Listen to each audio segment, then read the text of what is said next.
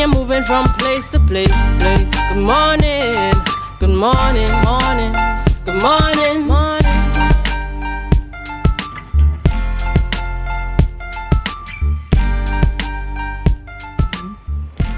Good morning, viewers, and welcome to the Tobago Updates morning show, coming to you here live Mall in Scarborough, Tobago. As we continue to give God thanks for life, I am Julian Skeet. And I am Adana Kumbi. Indeed, this is the day that the Lord has made, and we will rejoice and be glad in it. It's Monday, 22nd of April, 2024. Yes, we are in the second quarter, and is running down so quickly. So for those of you who are looking forward to Christmas, I understand that we have 35 more Fridays before Christmas. So just in case you're counting the Fridays, let's go. It's coming up soon for some.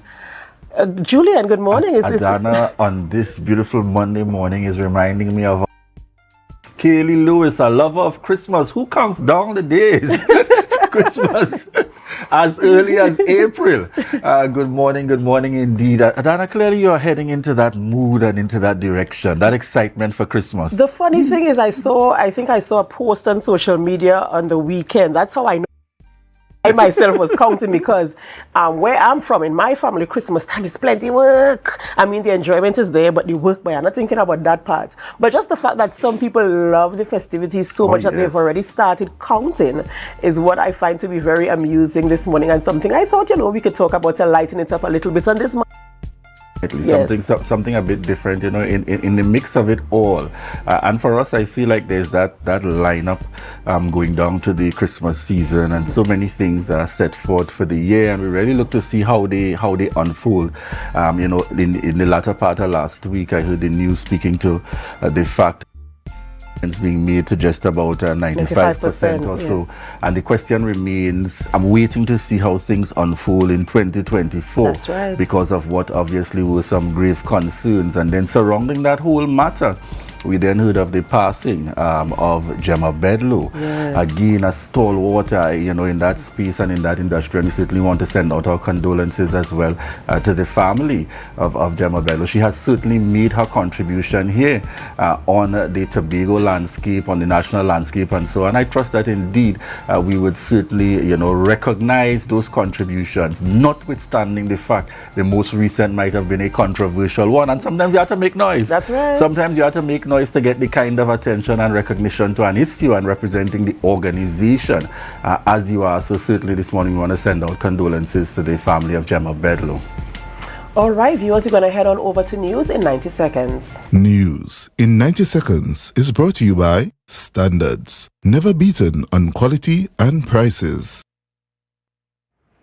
Thank you, Julian and Adana. Here is your news in 90 seconds for Monday, April 22nd, 2024. Minority Leader Kelvon Morris accused the Rent and Lease Department under the Division of Infrastructure, Quarries and Urban Development of racking up a bill of $35 million when it was only budgeted for $15 million. He was speaking at the PNM meeting in Canaan. Morris explained the program was designed for the rental of tools, equipment and vehicles for URP and development projects. He condemned the overspending of the program and highlighted the questionable procurement practices, accusing program managers of also being suppliers. Morris is calling for a forensic audit of the program management by the Auditor General. Up next, MP for Tobago West Shamfa Kojo Lewis is alleging that the THA is giving away state lands. She claimed that they were being awarded to favored individuals and businesses, often from Trinidad, who have close ties with members of the Executive Council. She noted that it is crucial to demand transparency regarding these leases to hold those in power accountable for their discriminatory and nepotistic practices. And finally, in Trinidad and Tobago, the popularity of Netflix contributes significantly to foreign exchange outflow, with subscribers spending millions annually. In a Trinidad Guardian article, local telecom expert Kwesi Prescott estimates that over 200 households could be subscribing, driven by a high broadband penetration rate of 94%. This estimate suggests that TNT spends approximately US $31 million annually on Netflix alone. Additionally, other streaming platforms like Prime, Disney Plus, Max, and Paramount could account for more subscribers and further foreign exchange use. None of these subscribers are registered locally, hence they pay no taxes in TNT. And that was your news in 90 seconds. Life is good with Zero. Zero interest for 6 months. Zero down payments. Zero stress payment plan. That's right. With Standards My Terms, we are putting the power of zero in your hands. Now, you can get that new sectional, fridge, stove, or TV for zero down. Pay zero interest later and enjoy a zero stress payment plan plus quick approval within 48 hours. Standards, never beaten on quality and prices. Good morning, viewers, and welcome back to the Tobago Updates morning show, coming to you here live from the Port Mall in Scarborough, Tobago. We just had our news in 90 seconds, and at this point, viewers, we're heading on into our birthday shoutouts here on Tobago Updates.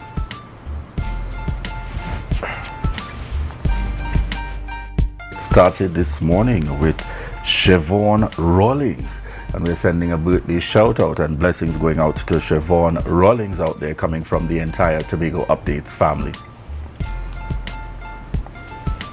Next on screen and celebrating a birthday is Million Providence. What a sterling name, Million. We do want to wish you a happy birthday today. We pray that God continues to bless you and that you do enjoy your birthday. Happy birthday to you from all of us here at Tobago Updates Television. All right, and the very young one on screen, belated birthday shout outs going out to Thailand Bedlo. Thailand Bedlo, it's your day, and certainly you'd have had this celebration taking place over the weekend or so. We want to wish you a happy belated birthday coming from the entire Tobago Updates family.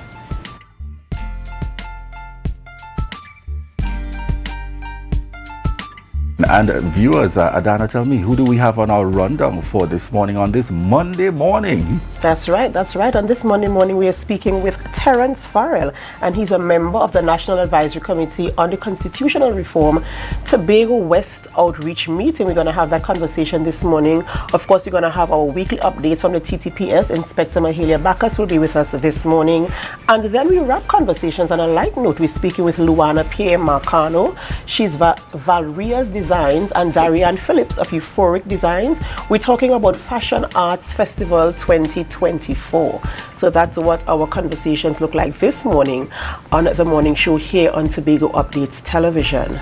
And of course, before we start these conversations, we have to go for a quick break. But here's what, before we go for a break, I just want to take a chance at this time to say good morning to all of our loyal viewers. You know, it's a new week, and so we want to start off the week right. So I want to say good morning to all of you who are viewing us on Facebook, on YouTube, and on Amplia 102. Special mention to Julia Brown. Special mention to Pearl Marie Beer, J-Cell, Boris Vincent, Lisel James, Terry Trinidad, Wayne Clark, all of you out there who are viewing us this morning. Good morning to all of you. Brenda Campbell, Dora Lyons, good morning to you guys. Good morning. Thank you so much for your words of encouragement. Thank you so much for, all the love that you share with us and, just helping us to be the best that we can be on the show as we bring information to you, as we have conversations to you. And we want to say thank you for inviting us into your homes, into your morning routine as you get ready for work and for school. And I can't forget at all, very quickly, I'm seeing Sharon Mills also in the mix with us this morning. Miss Sharon, good morning to you. Marilyn Spence, Joe Field on the outside, good morning going out to you. And I want to say congratulations also going out to WIM Credit Union, a successful hosting of your annual general meeting which took place last week. I want to say kudos and congratulations going out to WIM Credit Union, and in fact the credit union movement representing yesterday. And I see also online Charis Caesar McKenna of Lambo Credit Union.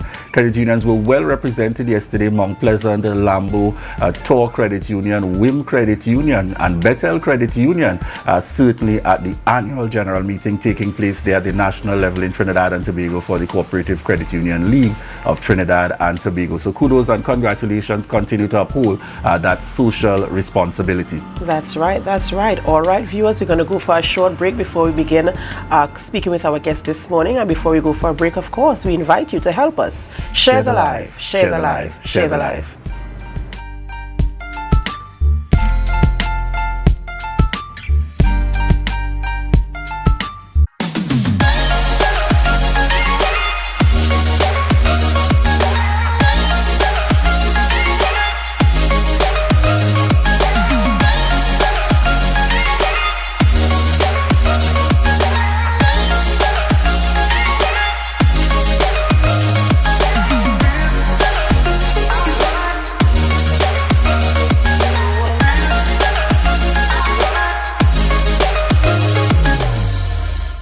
Tipsy presents Sip and Paint, an expression of a mother's love.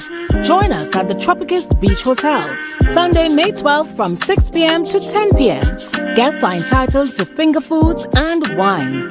Full package painter tickets only $600. And if you just want to hang out, we've got you. Limers pay $450. You'll be entertained by a special, sensational reggae artist, a live band, and come witness our bonfire. We've got loads of giveaways. We're catering to Mom all evening. Sunday, May 12th, 6 p.m. to 10 p.m. Tropicist Beach Hotel.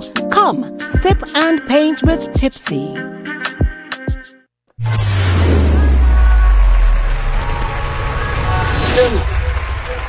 You're the prize, you're the queen.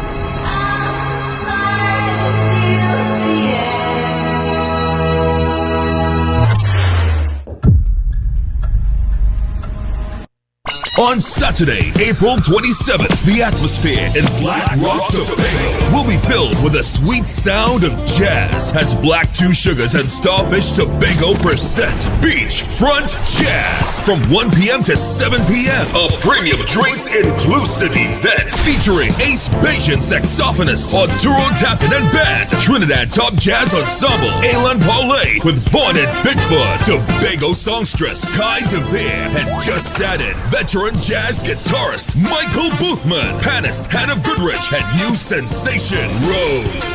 Backed by the Beachfront Jazz Project, led by Emmy Fortune. Beachfront Jazz, all part of the Tobago Jazz and Music Weekend. Get your tickets now at Cache Port of Spain, Trin City, Eastgate, Gulf City Malls in Trinidad, Lowlands Mall in Tobago, and GenCare Day Spa, Woodbrook and Tobago. Or call 681-1516 or 627-4141. Brought to you by B-Mobile, our telecommunications partner, RBC Royal Bank, Angostura Premium Rums, Hennessy, Johnny Walker Scotch, and the Prime Minister Sports and Culture Fund. Beachfront Jazz, April 27th, Black Rock, Tobago.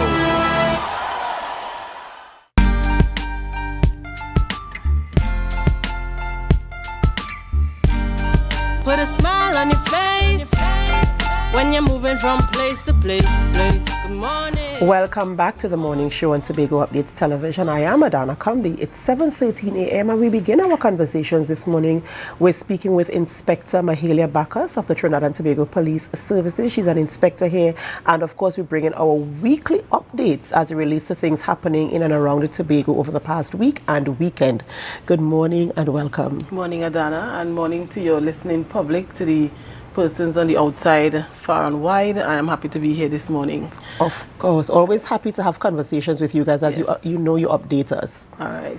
So thus far this week we have our suspect in custody. Last year we had a spate of larcenies that were taking place in Tobago, and we had featured several items that were recovered. We had arrested some persons and they went before the court, but there were two persons that were at large, and one of them was arrested in Trinidad last week and he was brought back to Tobago, so he's expected to appear before the court to answer to some of these larcenies as well. Right? I'm also happy to say that we have recovered one firearm that occurred last night, and we have two persons in custody for the recovery of that firearm. It also had ammunition with it, and they had marijuana, or called cannabis, for the purpose of trafficking. So those offenses, those persons will appear before the court for those offenses. I'm always happy to hear when a firearm is recovered, because that is like several lives saved when you get a firearm off of the streets. Yes, and it's really troubling to know that firearms land in the hands of irresponsible persons, and sometimes you kind of question how. But of course, policing, I'm happy to hear your report this morning of the recovery of same, and I do hope that we could recover more, because as you mentioned, one firearm being recovered is saving the lives of many. I want to ask, I know that there were some road traffic incidents over the weekend. I think I saw one being reported on social media, and I saw one yesterday afternoon as well.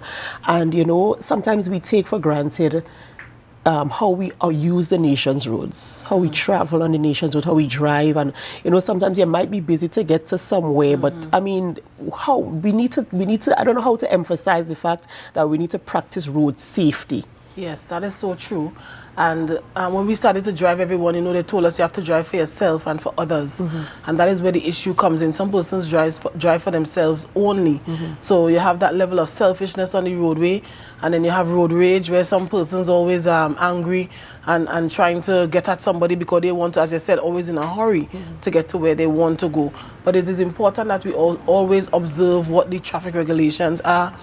If there are officers on the roadway, you obey their instructions, these kind of things. It is always important to do that because it is our safety and the safety of others that we have to take into consideration. And while we're talking about road safety, that roundabout is something that people still do not understand how to use. So true. I've had close calls on that roundabout with people rushing to access, their route to get to wherever they want to get. I don't understand what is the urgency, I don't know if they're trying to play Russian roulette. Let us not play Russian roulette with our lives as it pertains to, using the nation's roads. I don't know how else to plead to you, our viewing and listening public, to be safe on the roads. Talking about road, sometimes I know the police experience challenges when they have to conduct exercises in terms of roadblocks and trying to intercept criminal activities. And I know, how has that been, and how has there been any successes in any of the recent exercises? Well, recently there was a town meeting, and Superintendent Mr. Kirky would have highlighted certain things, and that is one of the challenges that we have when we conduct road checks and so on. We have several WhatsApp groups throughout Trinidad and Tobago that continue to highlight where the police have positioned themselves, or even when the licensing officers are here, to alert others as not to pass here, don't pass here. But something that people have to understand as well, if you continue to do that, there are also criminals who are part of these networks that hook onto these WhatsApp groups, and they pay attention. So, for example, like the persons who were arrested last night, if they are part of that group and they have a firearm, because the firearm was recovered from a vehicle, right? They have that firearm in the vehicle, and they continue to follow the chat. They would know that the police is here, so we won't pass here. We'll pass so, and we'll go so. Then that will. It avoids or defeats the purpose of why we are out there, to make everyone safe, to pull in the firearms, to put these perpetrators behind bars, to eliminate some of the things. Because there was, over the weekend, there was a report of a shooting in the Mason Hall area, and it shows how persons are just callous and don't care about the safety of others. But this person pulled out the firearm in the roadway and started shooting. This happened over the week. Over the weekend, yes. Goodness. So that's how it is when we are out there pushing that effort to recover these firearms and persons walking around. And as we are on that, people have to become more responsible. You see something, you say something. It is important that you bring this information to the police, because there are people walking around with these things in their waist normal on a daily basis. They stop on their linemen, and persons are aware that they have them, and nobody says anything until something happens, and then the information comes to the police long after. That's right. But I don't know if it is that some people feel threatened that if they are aware and they report something, that their life might be in jeopardy if they come to lodge a report about somebody having a firearm. Or how do they justify whether or not, how do they verify rather whether or not this person has a licensed firearm, if they are licensed to carry this firearm? So how do you kind of mitigate that situation? So that's where the police comes in. If we do get the information, then we can check to ensure that the person is a FUL holder, or if he's not a FUL holder. And 9 out of 10 times when you look at the persons who they are bringing the information on, they are not FUL holders. Because to qualify, you have to have certain standards that you must meet. And in order to hold a firearm, and most of them have records, criminal records behind them, so they're not going to have be genuine FUL holders.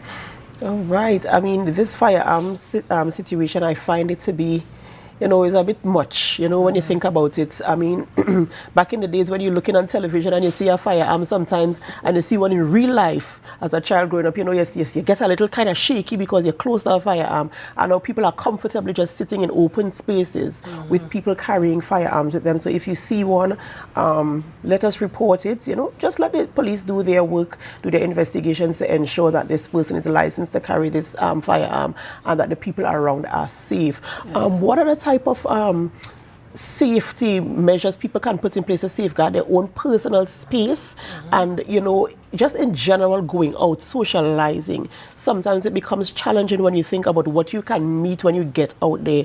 How would you advise people to take care, protect their environment? All right, so before we move on, I just want to also say congratulations to the officers and to commend them for their hard work and what they would have done in terms of recovering this firearm. The officers from the Divisional Task Force, they are responsible for this good act, and I just want to publicly say congratulations to them and job well done. Awesome. Right? One of the things we recognize as you talk about is safety. Recently we had an increase in persons leaving their personal items careless around their home space and so on without securing them properly. One of the hot items we have are brush cutters. Right? This is not the first time officers are coming on this program to speak about things like this, and it is still happening. So we want persons to be a little more responsible. Remember, these items, you paid money for them, it comes like an investment. So if you invest in something, you want to ensure that you secure it well and that you can bear fruits from your investment. So people, they may just rest it down in the yard or rest it down somewhere in the back of the house, and persons can pass and see the item, and then it becomes a crime of opportunity, where then probably would monitor when the person is not at home and they pass back and they recover this item. So we have to be a bit more responsible, a bit more careful in how we secure and our items around our homes. You see, the thing about it is this is my yard, my property, my home. Whether I have a fence or a gate or not, this belongs to me. And it's kind of, sometimes it's very discouraging and it's frustrating also to homeowners and proprietors when you have something on your property that belongs to you, that you paid for, and as you mentioned, a crime of opportunity. Somebody passed by and they see this and they say, oh, I want it. And they do whatever they have to do to get it. And the conversation now is that I must safeguard myself against those persons, when those are the persons who need to, to have the conversation and to be brought to some measure of, so it's kind of difficult. And as I said, frustrating for the persons who want to enjoy the things that they have purchased, that they have paid for, they've invested and sacrificed to have. It's a very difficult conversation to have. And that is so true. But the reality is we have to be mindful of the times that we live in. And there are some persons hell-bent on to continue do these things, right? To see your item. They want it more than you. You paid for it, but they want it more than you, and they will do whatever it takes to go and get it. We have so many opportunities out there for persons where they could get little stipends. They refuse to participate in that. It's easier to go and break into a home, steal something and sell it, so we have to be mindful of that and do all that we can do to ensure that these persons do not have this opportunity. We create layers or we create barriers between ourselves and them. So the fences, the cameras, our locks, securing the items, even purchasing our own little dog to put to the front of the house sometimes could deter them from wanting to come into your yard, because a man's home is his castle, right? And it's a place where it's serene to us. And when somebody invades that space, it becomes personal. And it really hurts sometimes when people come to make a report. They have sentimental value in certain items, and somebody, for whatever reason, wants it more than them and goes there and take it to just to go and sell. And on the spin side of that, if I should say, there are people who are purchasing them. Purchasing these items that they know when the individual come, they can't afford it, and they give them at some cheap price. So something is wrong. So everybody has a responsibility to alert the police. Hey, this man comes selling me a 50-inch TV for $200. Something has to be wrong there. You understand? That's right. And talking about this, it brings to mind now community policing. A police presence in communities, police patrols. Sometimes you would see police vehicles passing through some communities, and I'm wondering what is the frequency and how has it helped in terms of reducing that measure of opportunity for crime and stuff like that. How has that helped? And is there any plans to increase visibility in communities? Well, yes, Adana, we have continued to try to maintain that presence out there with whatever resources that we have. We have gone so far as to combine with the TTDF, which is the Army, and we have joint patrols between the police and the Army. So that is as far as we go to try to to help to mitigate this problem. So as much as we can, you'll find some areas police officers are even on foot. And what we try to encourage is that officers challenge persons, because that is the only way you could be able to get to the bottom of something. Because you see a man go with a TV on his back, walking in the roadway, that is not normal, right? Or even now that we have the problem with the workers, they might find that the police will stop and ask you a few questions, even about the serial number, if you're sure about it, it is to verify it is really yours. Because just as I said, there are persons who are purchasing these items from people blindly, you know, because it's cheap, they take it. And they're not even looking at the fact that it could not be the person's own, but something that was stolen. So we are trying our best. Ladies and gentlemen, the police are trying, and you know, we just want to live in a space that is safe, a space that is comfortable for us. And so, you know, I am asking you this morning on my behalf, at least for myself and my family and my community, that if we see something that we report, let us be responsible. As Inspector said, if somebody's coming to try to sell you a television, a 50-inch television for $200, clearly we know that that is not an authentic sale, that is not a genuine sale. So let us also have some measure of responsibility. In closing, is there any other type of advice or recommendation that you want to give to our listening and viewing public? I would just like to let persons know that, as we always say, if you see something, you say something. Some persons may not want to call or reach our officer directly. We still have Crime Stoppers. There's 211. You could call and make the report, and the information would reach to the police. As much as we can, we try to treat with all information as confidential as possible. You know, so you can anonymously give your information, and we will try to deal with it. Persons with their homes, ensure that your homes are secured properly when you're leaving to go to work, because most of the instances where persons break in, people leave to go to work, and by the time they come back, somebody has entered your home, stolen your items and that kind of thing.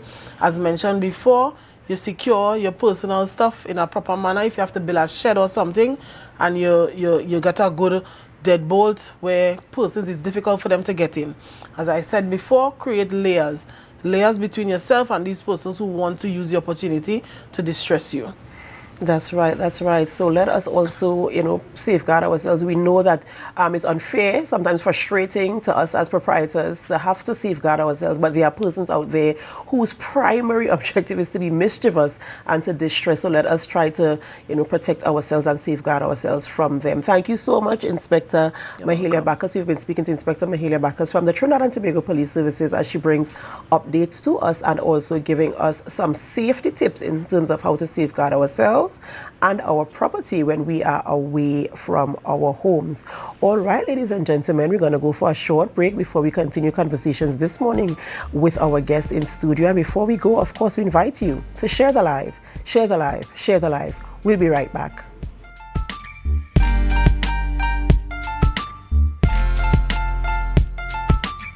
Hey, how are you going? Uncle Errol here. Listen to me. I'm so happy to announce that on the 25th, 26th and 27th of April, Karaoke Guile will be in Tobago. I'm looking forward to it so much. There's a grand prize of $10,000. So you can take part. Registration is easy. You call 371-7355. That number again, 371-7355, and register. It costs $100. Now the prelims are at Big Dog. That's on the 25th and on the 26th. And the grand final is at Village Vibes Bar in Mason Hall. Now the admission for Village Vibes Bar final is $150. However, if you have your Guile t-shirt, which costs $100, you can walk in free of charge. Call the same number to buy your t-shirt, to order a t-shirt. Which is again, but we're so excited about being in Tobago for Karaoke Guile. Karaoke Guile is powered by Big Dog, La Cantina, Village Vibes Bar, Honey Restaurant, Alfred's Auto Supplies, and the good folks at the Tobago Updates. TWCU Credit Union Cooperative Society Limited notifies all members of its 74th Annual General Meeting at the Center of Excellence, Tunapuna and Shore Park Complex, Tobago, on Saturday, 11th May 2024, commencing at 1 p.m. Items on the agenda include minutes of the 73rd AGM, Board of Directors and other committee reports, election of officers, presentation of audited accounts 2023, recommendations, dividends 2023, 2023 and resolutions. Budget Proposal 2024. Amendments to bylaws. Registration for the meeting can be done online via the Society's website at www.twcu.co.tt. Their main office at number 31 Pembroke Street, Port of Spain, Trinidad, or their Tobago unit at Port Mall Shopping Center, Scarborough, Tobago. Deadline for registration is Wednesday, 1st May 2024 at 3 p.m. In order to safeguard the health and safety of all persons in attendance, COVID-19 protocol measures will be observed. For further information, please contact the Society at 623-4444. TWCU Credit Union Cooperative Society Limited. Our credit union, one family.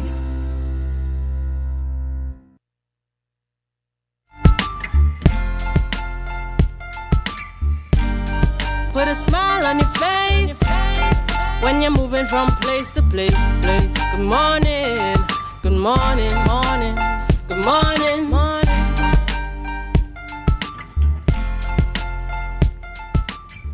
Good morning, viewers, and welcome back to the Tobago Updates morning show, coming to you here live from the Port Mall in Scarborough, Tobago.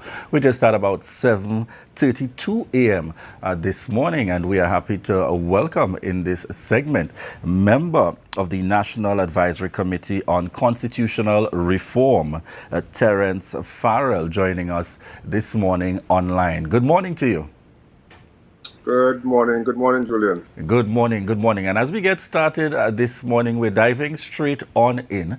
The work of the committee is definitely progressing. There have been a couple of meetings held, inclusive of that, the Tobago East Town Hall meeting. I want you to start by telling us a little bit, what would you define as some of the key things, being highlighted thus far along the way for the people of Trinidad and Tobago? Well, I think there have been many recommendations, I think, coming out of the town hall meetings. There's a lot of focus, I think, both on the town hall meetings and on the submissions that we are getting via email on the questions of, for example, term limits for office holders, the Prime Minister, ministers of government. People want to see a parliament that is truly representative, working with them in their constituencies. So they want a greater connection between their parliamentarians and their local communities. And therefore, that has led some people to kind of make some recommendations along the lines of should we have an executive president? Many people are asking for a directly elected president rather than somebody who's appointed as they currently are by the Electoral College, which has a significant influence from the political parties and so on.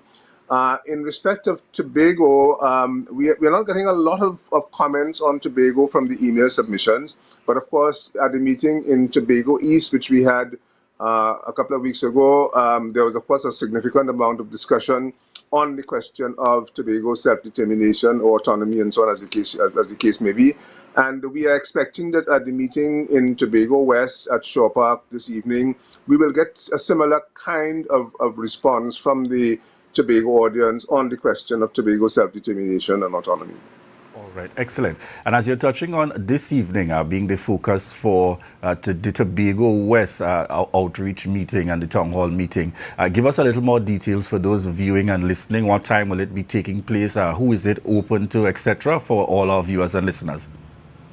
Well, it's open to any member of the public to come. I mean, even if you have made a submission to us via email, you should please come along and still give voice to what you may have sent in. But for those people who didn't have an opportunity to send in stuff to us via email, please come along and make your voice heard. We are going to be at the Shaw Park Cultural Complex from 6 p.m. This evening. Most members of the committee will be on hand. Essentially, the meeting runs for approximately 2 hours, from about 6 to 8, depending on the time. We may go a little bit later on the kind of interaction. So we are really encouraging people to come out and to really give voice to what are the issues and so on that concern you in respect of constitutional reform. All right. Just again to clarify, for those here in Tobago, there would have been a meeting in Tobago East and this is now in Tobago West. Does that signal that it's only limited to the people in Tobago West and environs, or it's still open to all, far and wide, whichever meeting you can make throughout Trinidad and Tobago? It's open to anybody in Tobago who wants to attend. So if you want to come from Charlottesville to the meeting this evening, then that's perfectly fine. The reason why we had the two meetings, of course, is for convenience.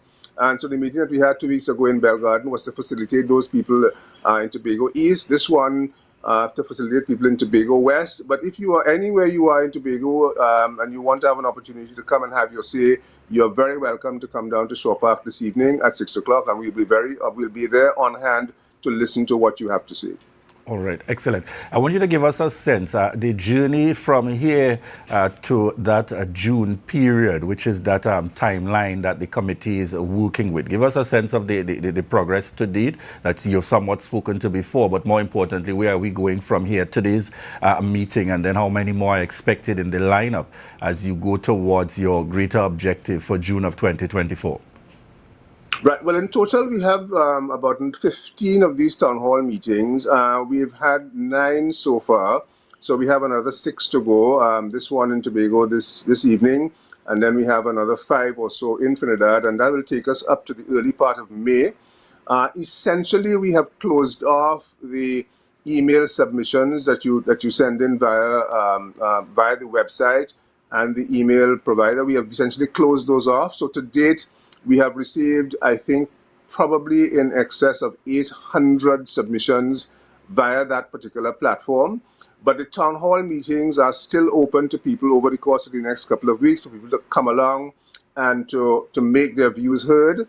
And in addition to that, we expect to be putting up another questionnaire on the website very shortly, which is going to be asking people some particular questions about aspects of the Constitution so that we can get additional feedback from them. The questionnaire has proved to be very, very successful. People responded very well to it, the first one, and we're putting up a second one very shortly so that people can respond to us via that means.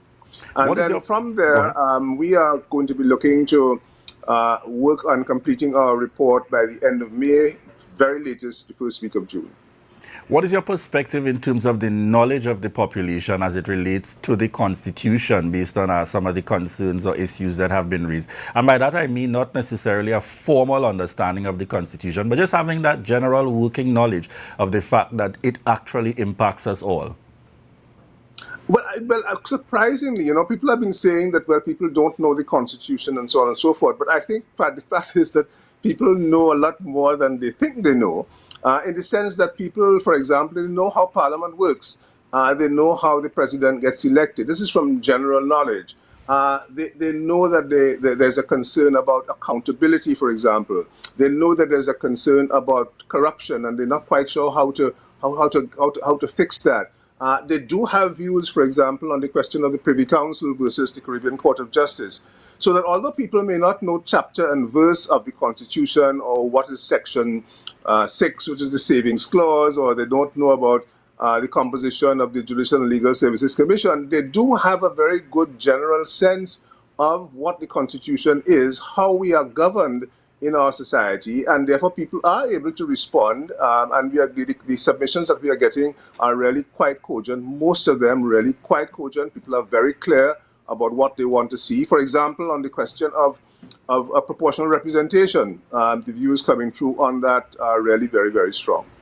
All right. And I felt that point was so important on the basis that people don't only feel that these meetings are open to a particular grouping or you have to have a level of education and knowledge and understanding.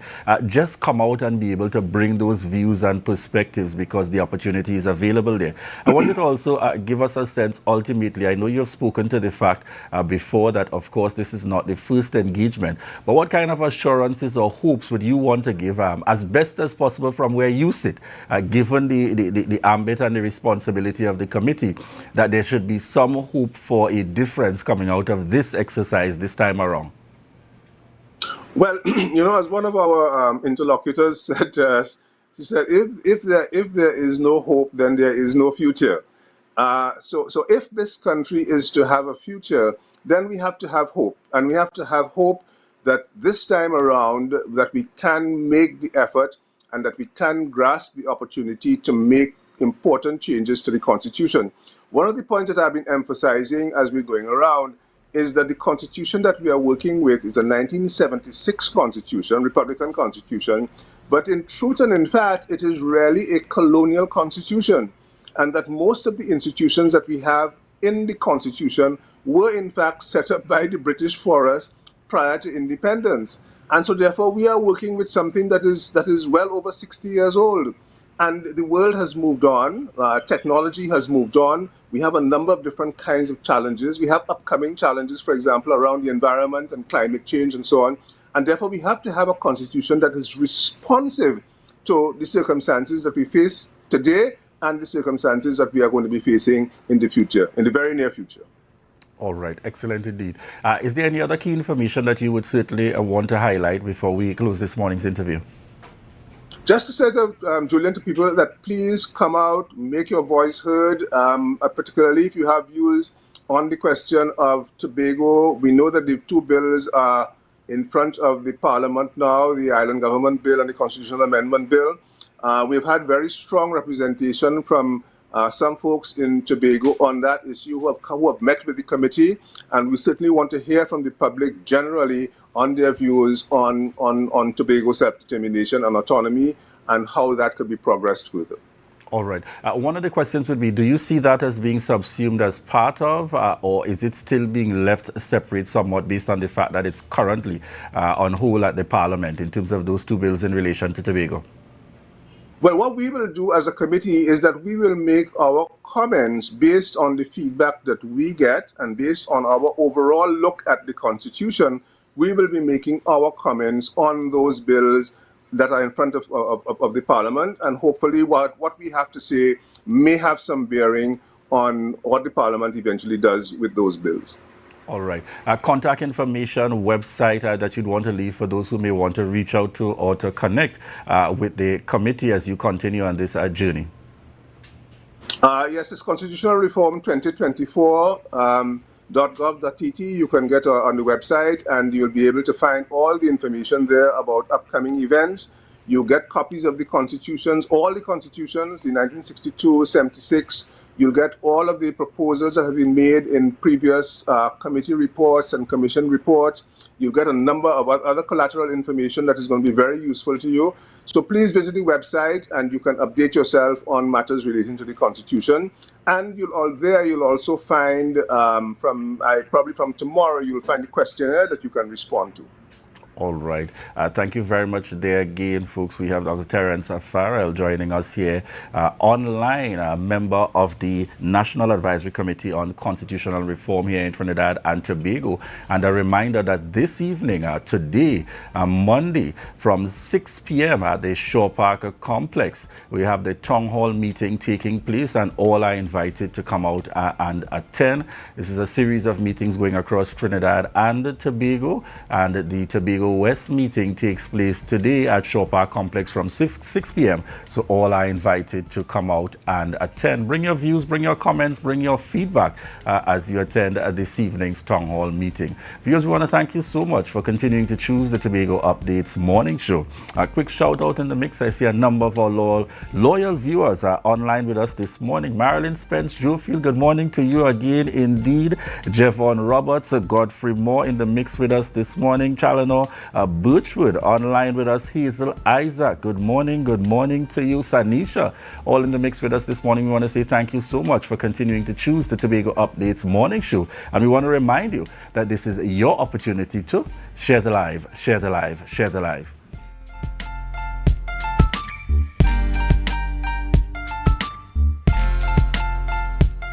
Deltec Distributors, best deal. £3 pork, goat, chicken, turkey, beef, 5 meats, £3 each, $300, best deal. Or you could try £5 pork, goat, chicken, turkey, beef, 5 meats, £5 each, $500, best deal. $20 delivery. Call winner 359-5040 or 237-0102. Order online at www.deltecdistributors.com or check winner Mainwood, Argyle, Tobago. Deltec Distributors, best deal.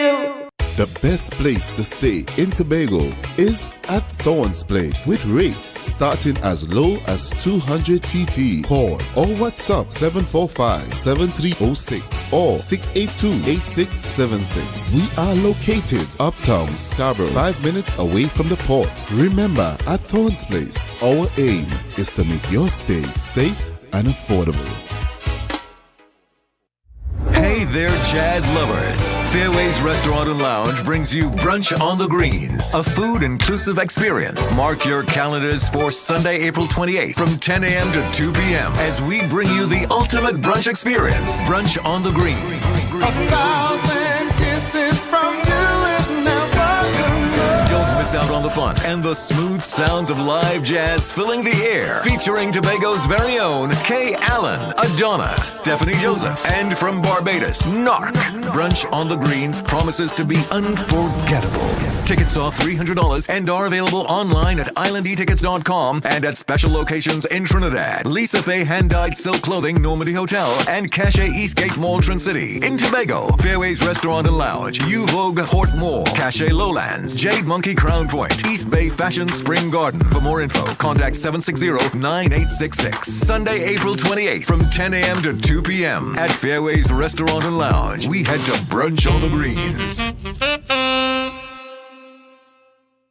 Life is good with zero. Zero interest for 6 months. Zero down payments. Zero stress payment plan. That's right. With Standards My Terms, we are putting the power of zero in your hands. Now, you can get that new sectional, fridge, stove, or TV for zero down. Pay zero interest later and enjoy a zero stress payment plan plus quick approval within 48 hours. Standards, never beaten on quality and prices.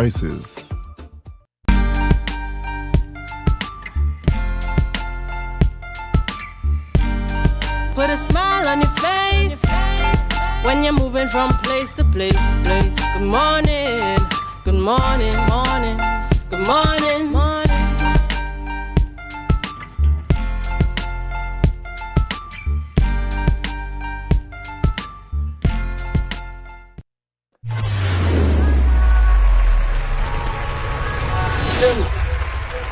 You're the prize, you're the queen.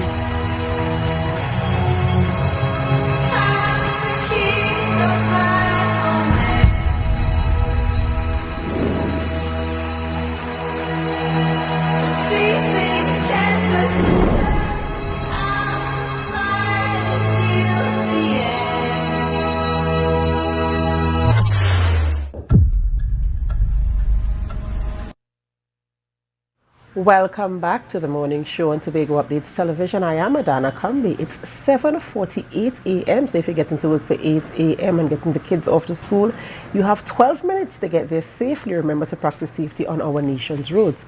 All right, we continue conversations this morning in studio with our guests, and we're speaking with Darian Phillips of Euphoric Designs and also Luana Pierre Mecano of Valria's Designs. And we're talking about Fashion Arts Festival 2024. Good morning, Darian, and welcome. Good morning. Thank you for having me. Well, having us. Yes, of course. Our second guest will be joining us. I know you're wondering, where is the second guest? Don't worry, our second guest is also here as well. Luana, good morning, and welcome to our show this morning. Hi, good morning, everyone. Right. Thank you. And so we're talking about Fashion Arts Festival 2024. And so we just want to get some insight on what this event is about. I mean, you're talking about fashions and we're talking about designers. So of course, we're talking about clothing. And so we just want to get some information and insight as to what is Fashion Arts Festival and what we can expect from it. So the Fashion and Arts Festival is not just a runway show. It includes a runway show. And we have artists that has paintings and drawings that would be featured on the runway, and there are also going to be pieces on display for you to see when you come into the event. Okay, and what is the idea? How did you come up with the idea to have this fashion arts festival? Because it's not just a fashion show; it's a festival, and as you mentioned, and you're talking about art exhibits. So, which means, of course, it is a festival. What was the idea behind it, in terms of including other artists outside of fashion designers? Okay, so I am not 100% sure because I'm not the promoter. I'm just a designer. But from my understanding, it is to fill a void and give artists, creatives an opportunity to show what they can do, right? Because there is a difference when you are preparing for a collection, to present a collection, and preparing pieces for a client. And I'm sure Luana could attest to that. There is a greater freedom that you have where you could express yourself better. You could be you, wholly and solely, through your designs, and have them on display on a runway. So what are some of the elements that we would see throughout this festival? As we see the stage, we know, of course, we'll have models on the stage, we'll have a runway. What are some of the things that we can look forward to seeing in terms of your specific design, Darion, or yours, Luana, or even just the actual event itself? What can we look forward to in the rollout of this event? Well, I could leave that one for Luana. Well, as she just said, expression. You could just be yourself. You're coming to see designers put out parts of themselves. It is a pleasure to just, showcase and have your creation from the inception of an idea straight up to where someone is wearing it. They are enjoying wearing it, and people are enjoying seeing this presentation that you're doing. So you're going to see a myriad of different, because it's fashion and art. So a lot of the pieces are artful. My pieces are very artful. I add decals and appendages to my clothing at times. We have jewelry designers, we have food designers. So you all are coming for a plethora of creativity. Now, you said something very interesting there, Luana. You said we're looking forward to seeing food designers as well. And this is very interesting because sometimes we call them, caterers. That's the layman's term, right? Caterers, people who provide meals. But you're talking about food artists. This is very exciting. And of course, it is going to make me ask the question, food artist is just so intriguing, to use that term, and of course to pique the curiosity of persons who are, who you are hoping to be your attendees. Why are we using the term food artist? Is it that they are going to come with something that is so creative that it can be considered as art? Well, from what I've seen with the food industry, presentation of your dish is a great thing. I know when you're watching those shows online with Gordon Ramsay and stuff, he would scream at his potential chefs because they didn't present well, and this is where creativity comes in. You can cook, but can you present your dish in an appealing way?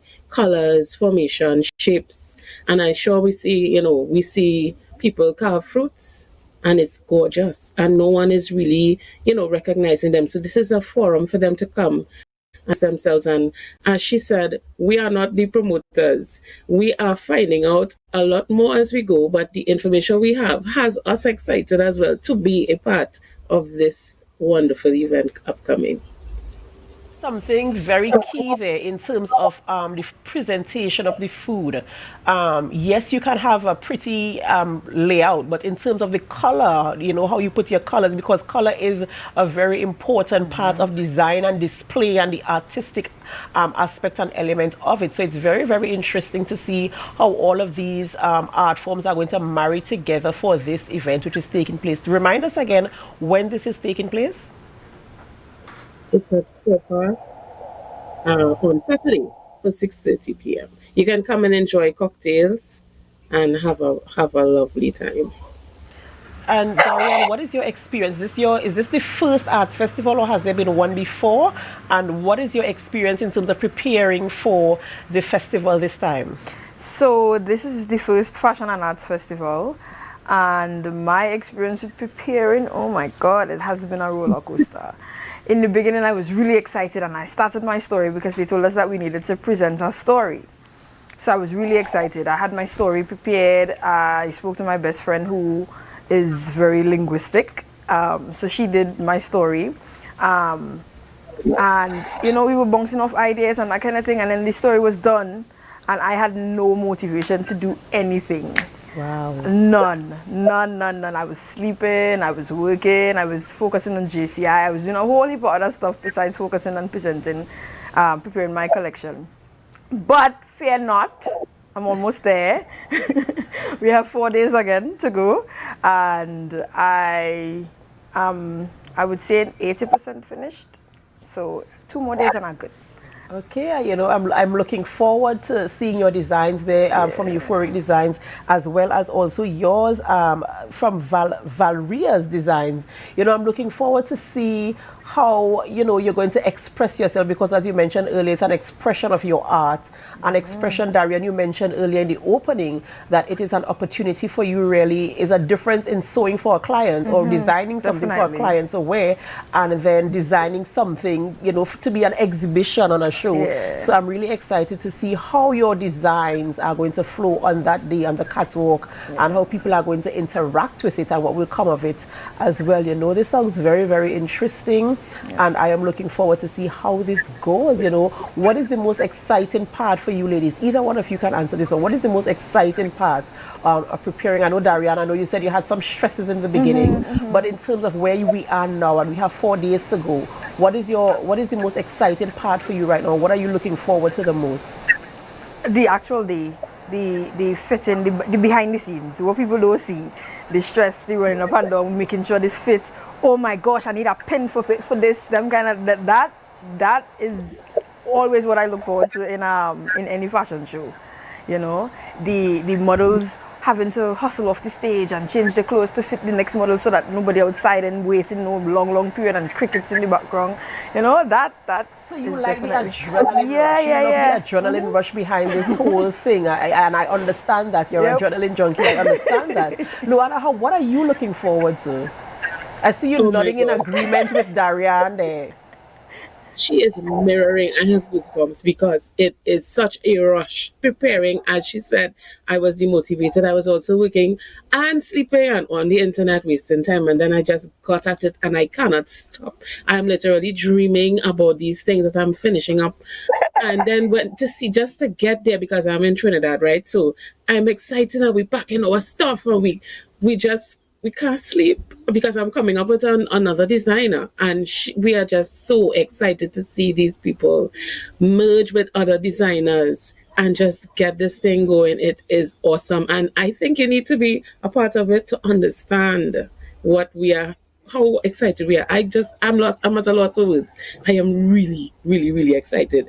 I have up on my status right now, and people are like, Gil, it's really too early. It's too early because I'm bombarding. I cannot wait. It's an adrenaline rush for sure.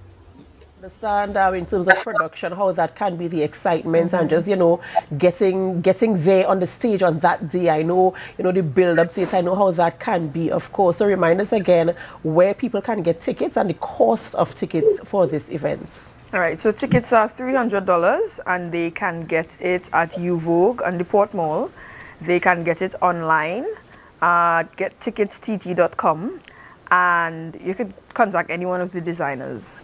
Awesome. So that's taking place this Saturday at Shore Park Complex, 6:30 p.m. $300 for your tickets for all these exciting things that are going to be happening. The spotlight features of the 2 food designers and art exhibitors. So come out and support local talents as they display their designs on the runway for you. Thank you, ladies, so much for joining us this morning and for bringing this exciting end to the morning show today. Viewers, this is where we have to wrap our morning show this morning, and we thank you so much for staying with us even to the very end. We're always, you know, very grateful that you choose us and make us the #1 morning show in Trinidad and Tobago. We end the morning show here, but we don't end our programming. We head on over to Tobago Notes, and then we head on to GMT with Candice Jackson. So we ask that you stay with us, and while you stay with us, of course, we encourage you to share the live. Attention, all fashion and arts enthusiasts. You're invited to one of the most glamorous events of the year, the Fashion and Arts Festival. The Passion and Arts Festival happening Saturday, April 27, 2024 at the prestigious Shore Park Complex in Tobago. Be prepared to be dazzled by creations from top local designers and artists all under one roof. Indulge your taste buds with exquisite culinary delights and refreshing drinks provided by food and drink specialists. Tickets are only $300 and can be purchased at UVO Port Mall in Scarborough, Tobago and getticketstt.com. Doors swing open at 6 p.m., giving you the perfect opportunity to browse and admire all the fabulous items on display. The main event kicks off at 6:30 p.m. and goes until midnight. Passion and Arts Festival promises to be an unforgettable experience. Don't miss out on this first-of-a-kind extravaganza.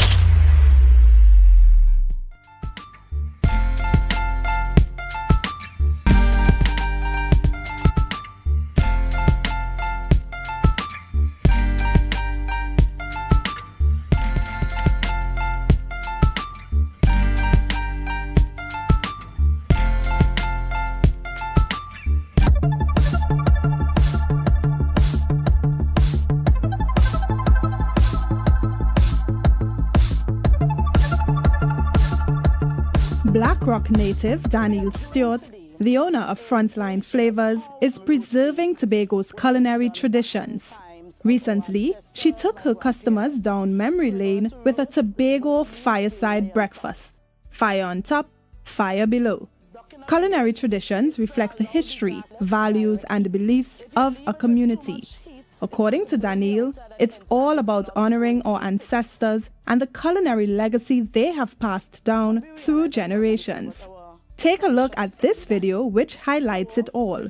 Recorded and edited by Melvern Isaac and produced by Industry Management. Welcome to Frontline Flavors. This is a restaurant where we do mostly local cuisine. What we are doing today is doing a demonstration of how roast bake would have been done back in times of our ancestors, my grandparents.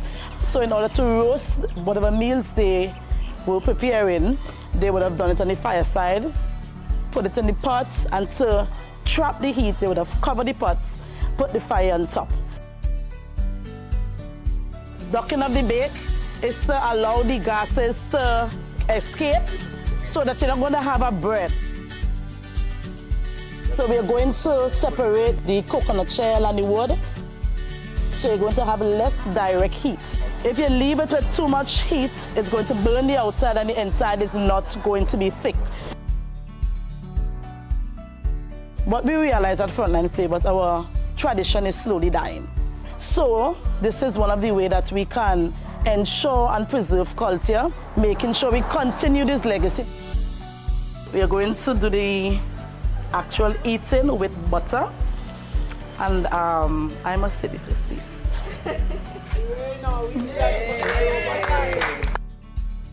Well, I'm really impressed because I think it is so important to really, experience and also appreciate the cultural traditions. One of the highlights is fire on top, the fire below. I really enjoy looking at that.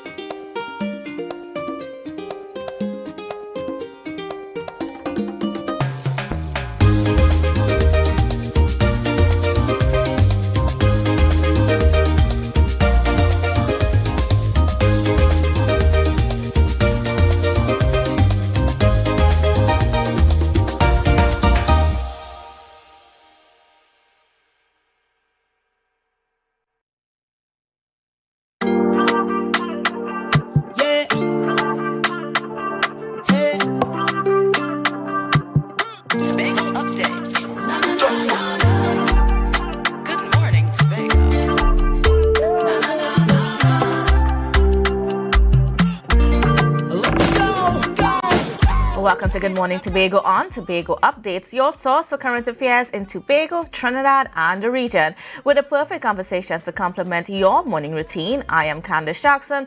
Let's get started with the news in 90 seconds. News in 90 seconds is brought to you by Standards, never beaten on quality and prices.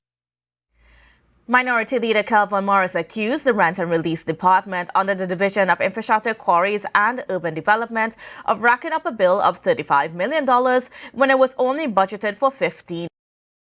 He was speaking at a PNM meeting in Canaan. Morris explained the program was designed for the rental of tools, equipment and vehicles for URP and developmental projects. He condemned the overspending of the program and highlighted the questionable procurement practices, accusing program managers of also being suppliers.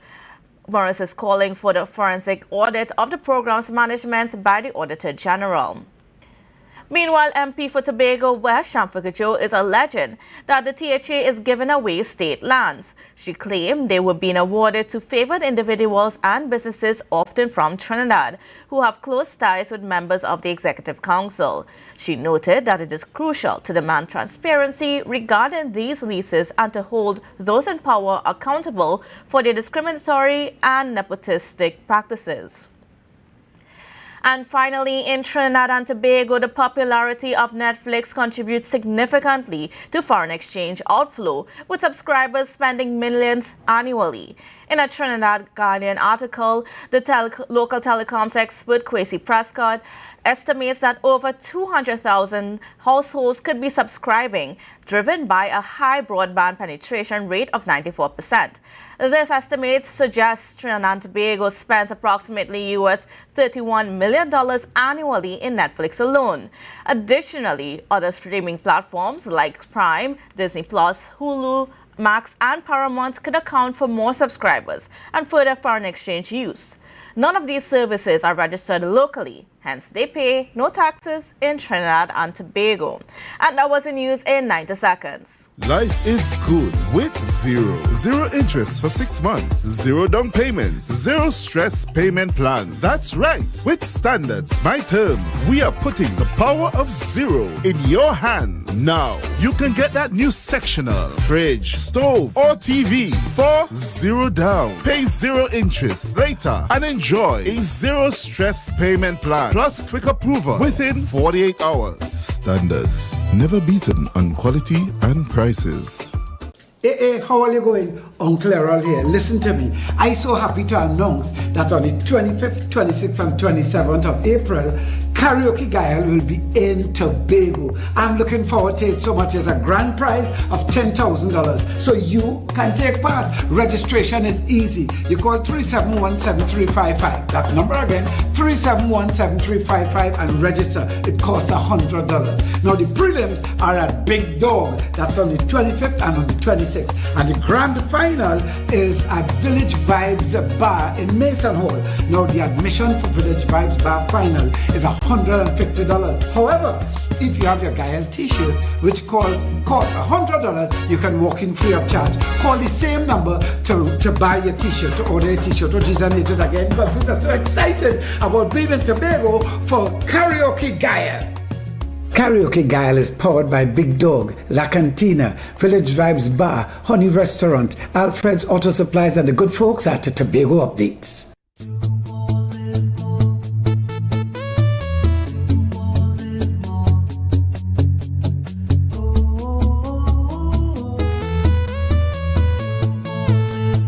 This is how it's gonna go. They better look up and look, 'cause this is your show, and everybody's gonna know. Say it to them once again. They better look up and look. This is your show, and everybody's gonna know. That's how it's gonna go.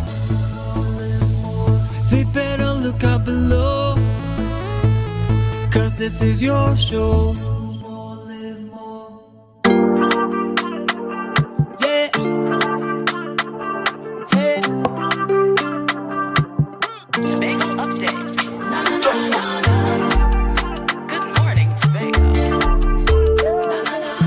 Welcome back to Good Morning Tobago on Tobago Updates. Viewers, now we are going to be chatting with with someone to speak on an issue that's been part of our headlines nationally lately, and that's of course the loss of 11 babies at the Port of Spain General Hospital. And just to get a perspective, at least from the nursing side of things, I'm going to be joined by Mr. I.D. Stewart, and he's the president of the Trinidad and Tobago Registered Nurses Association. So a special good morning and welcome to you, Mr. Stewart. Pleasant morning to you and your listeners. Thanks for having me. All right, great. Now, unfortunately, this story, this incident has affected so many people, whether it is the parents themselves, the families themselves of the babies, or just the public in general, who now are very apprehensive about seeking care, especially for women that are pregnant, and just whether or not they will get a good enough service from the nurses, because that's a complaint that we're hearing a lot, that in this whole situation, the nurses that handle the parents did not treat them very well. And from the Nursing Association, what do you have to say about that accusation that's been out there in the public? Yes, it is indeed a troubling time for the health sector. It's indeed a troubling time for the nursing and midwifery community.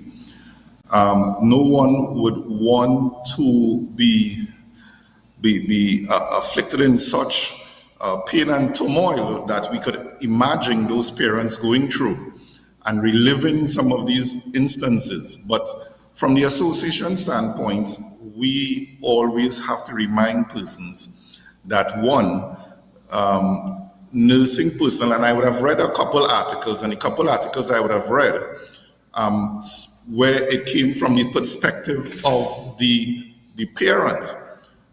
They were wondering why the nurse was giving them, in quoted words, incorrect information. And that was the genesis of why this alleged hoggish behavior. So that is the only areas I could have pulled from, because from the article, I don't know how factual the article would have been, but the article headline would have spelled out nurses were hoggish. But when you read the article, it spoke to the nurses not giving the family the information that they desired. And really, that is not the remit of the nurse within Trinidad and Tobago, unfortunately. The person who have to give those the diagnosis, those clinical updates, is the doctor. So it was a kind of confusing, and probably it needs just to be cleared up, because we won't want persons to walk away expecting the nurse to give them clinical updates about their babies. That's, again, not the remit of the nurse. In other countries, it's different, but in Trinidad and Tobago, it is quite well known and informed by the nursing personnel. Anytime the relative comes seeking those clinical updates, the most you can tell them, yes, the baby is doing fine, the doctors would give you the further updates, yeah? So that's one dynamic. The second dynamic, we must acknowledge that yes, we may have nursing personnel who we may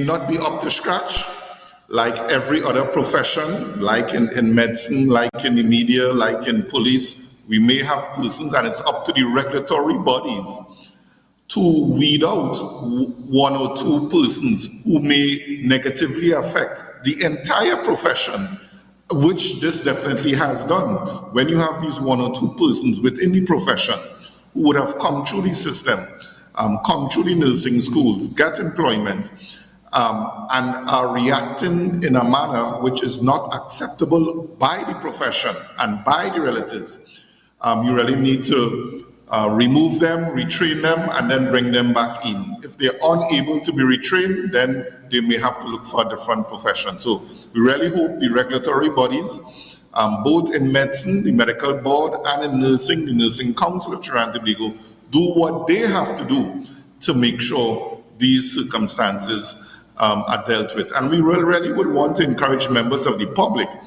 to get the names of these 1 or 2 persons and report it to the medical board, report it to the nursing council.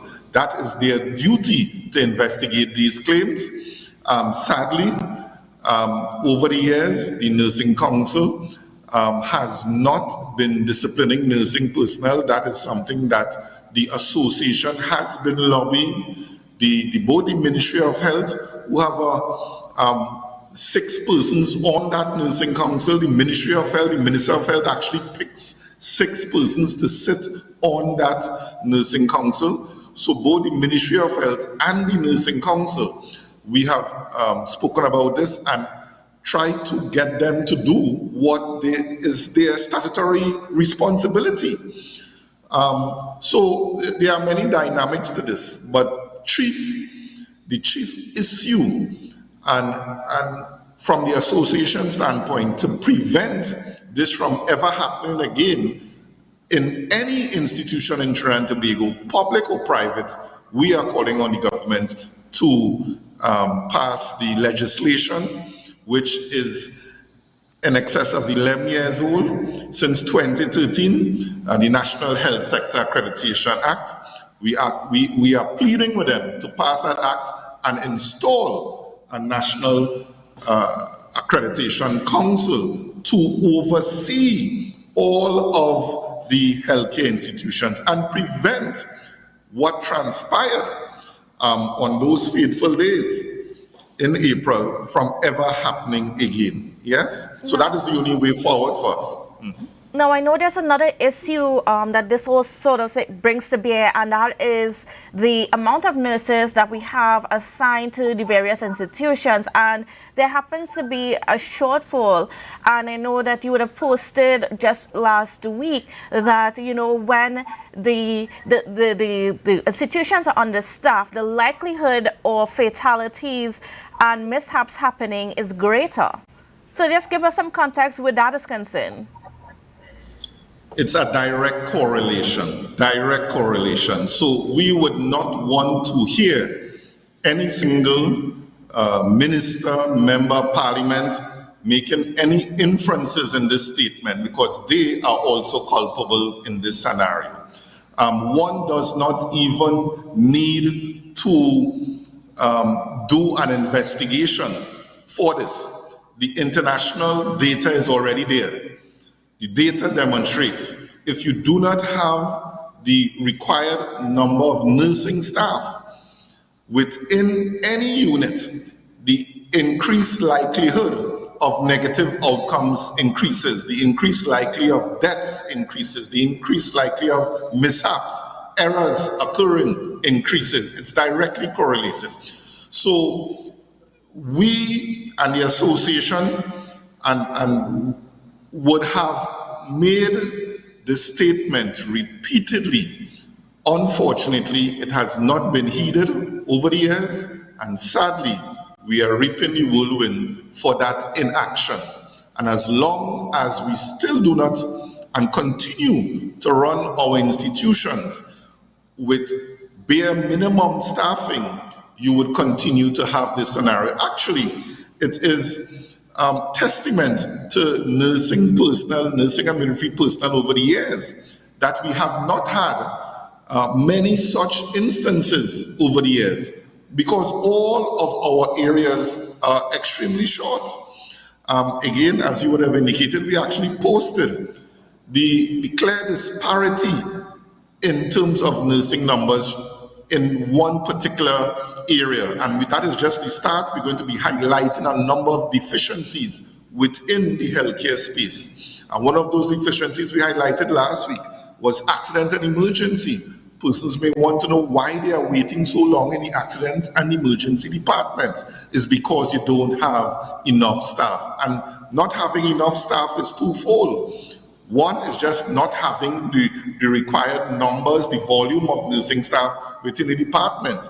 But you also have to take in context, even if you have the nursing numbers, you don't have the specialist nurses within those areas. So you may just have the regular trained registered nurse. So it's two dynamics. One, you have to have the sheer numbers. So if there are supposed to be 18 nursing personnel in an accident in the emergency department to properly and safely deliver care, you must also have those 18 nursing personnel being specialist trained nursing personnel, trauma trained nursing personnel.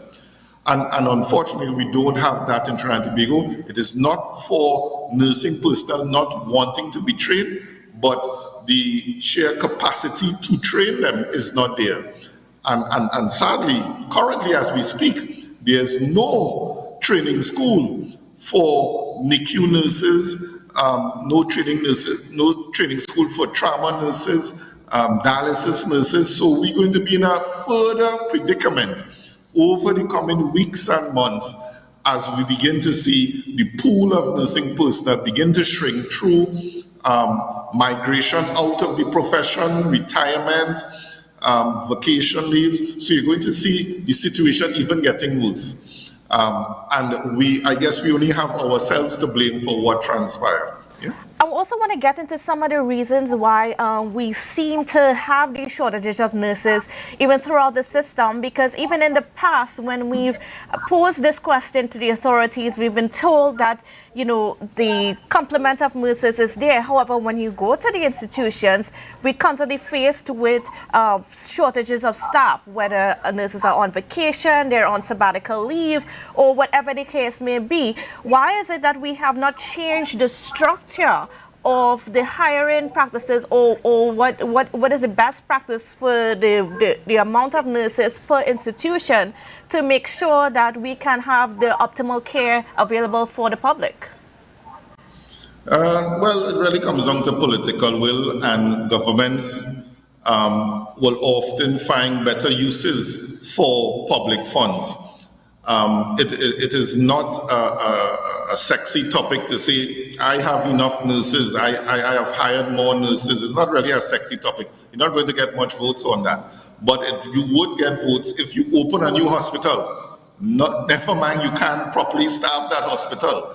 But that is something you can boast about on a campaign. But let me also say, specifically in Tobago is much better staffed than some of the RHs in Trinidad. So we must identify that they are much better staff. When you walk in to the emergency department in A&E, for instance, they have a much higher complement of staff per patient compared to what we have in Trinidad and Tobago. The next dynamic is in Tobago, we still have the situation where nursing are temporarily employed. So why would I want to go into a profession where my job security is not stable? It's best I go into police or fire or teaching, where you get permanent employment. In Tobago, we still have the situation where employment is temporary. But we must acknowledge that the current THA executive has given the assurance they are working to fix that. But to date, it is still that scenario. So you must understand, nursing personnel working for 10 years on temporary employment, when the opportunity comes and presents itself from Australia, New Zealand, England, Canada, USA, Bermuda, when that opportunity comes knocking on the nurse's door, hey, come up to our country. We have a shortage also, and we'll make you permanent. We'll pay you 3 times, 4 times what you can make in Trinidad. We will give you housing accommodation. We'll pay you all a bonus just to resettle in our country. You could understand the choice is very easy. It's difficult in terms of you'll be moving away from your friends and family and into a different environment, but you'll be much more comfortable to be lured away from our shores. So we are doing a very terrible job in Trinidad and Tobago in retaining nursing personnel. Nursing personnel have an option. They can work, and we are some of the nursing personnel in Trinidad and Tobago are some of the best trained. So when they go abroad, they excel easily, and they're actually promoted rapidly in those foreign countries.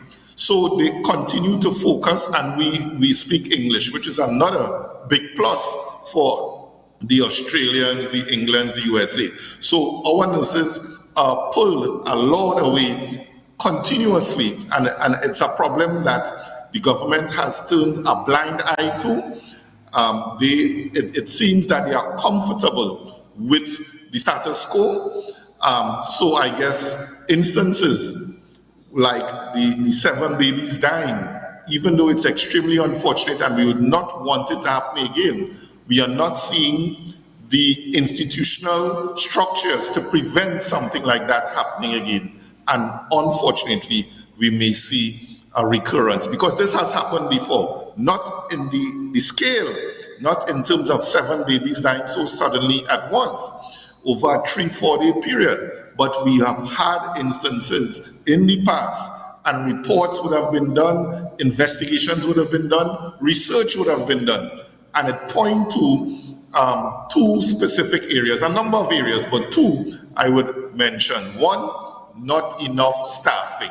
It clearly stated not enough patient to staff ratio. Clearly, in a report in 2013, when they did an investigation at San Fernando General Hospital, what led to so many babies dying from bloodborne infections. And then 2, things right there. Yes. I want to thank you so much, Mr. Stewart, but we're going to have to leave things right there because we're out of time for this interview this morning. But I certainly appreciate the information that you shared with us as we try to make sense of what's been going on, especially with the nursing profession in Trinidad and Tobago. So thank you again. Thanks for having me. All right, well, viewers, we got to go for a break, but we'll be right back after this, so don't go anywhere. It's a brand new morning, rise up to a brand new.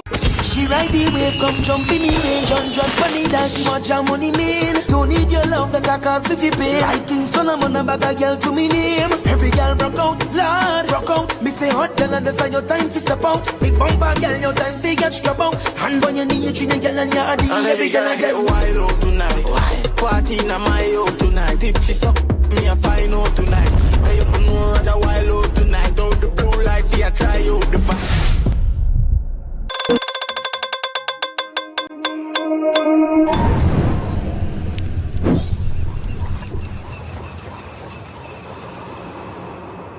No place like home, home, home. Oh, I love Tobago, baby. When we outside, it's an ocean of love. All that we align to the stars up above. Let we dance now, take a chance now with me. And we go jump till morning.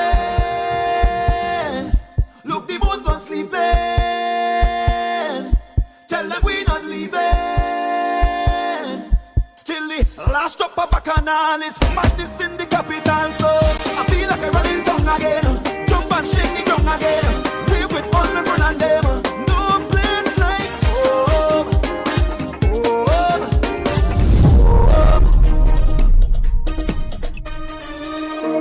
We go jump till the moon come down. It's we who the stars shine on. Play a mass and break away. Freedom in we DNA.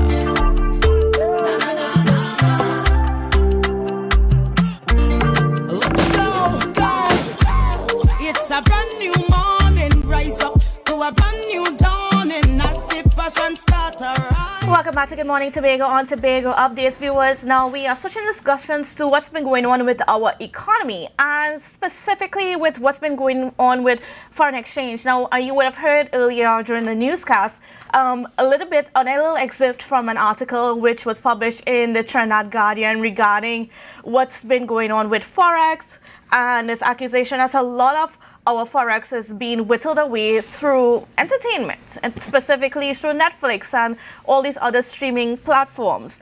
Now, we are constantly being faced with the situation here as a population where all of these little things, we are almost blamed as a population for our use of foreign exchange, whether it is for entertainment, our own pleasure, or just business, whatever the case may be, while the government continues to have a hold or a control on how much foreign exchange is allowed into the market, on how much foreign exchange is allowed into the banks, and so on. So to just speak to us a little bit on that, I'm being joined by Mr. Ashwood Jack this morning. So good morning and welcome to you, Mr. Jack. Of course, he's former minority leader. Yeah, good morning, and thank you very much for having me. I heard you talk about the issue of the fitting away of foreign exchange, and I had to smile. Because I think what is happening more and more is that we are recognizing that we're becoming a very centrally controlled society. And you wonder sometimes if some of the things that we are complaining about is not ready to enrich just a selected few. Because I heard the issue of Netflix, and one of the few things that is costing families a very little money, but giving family a lot of entertainment time together is Netflix. And de-stressing. Exactly. So is it that we want to create another kind of problem down the road? But that being said, the question we must ask ourselves is that, are we maximizing the opportunity for the creation of foreign exchange in Trinidad and Tobago? Mm-hmm. Because if we're saying that we have a shortage of foreign exchange, then we must have explored every avenue to bring foreign exchange to the island or to the country. And when we have done all that, then we recognize that we still have a problem. I am saying that the answer to that is no. And I am doing that based on where I sit at Study Park Enterprise Limited. I saw that some organization is questioning why I traveled to Guyana and Ghana in the last probably 2 months or so. And it is obvious that people don't understand the direction the world is heading.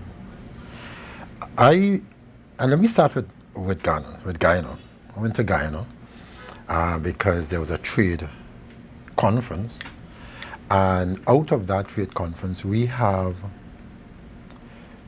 orders for more than 2 million tons of Study Park aggregate. In fact, we are told that we have the best aggregate in this part of the world, and the demand is so high.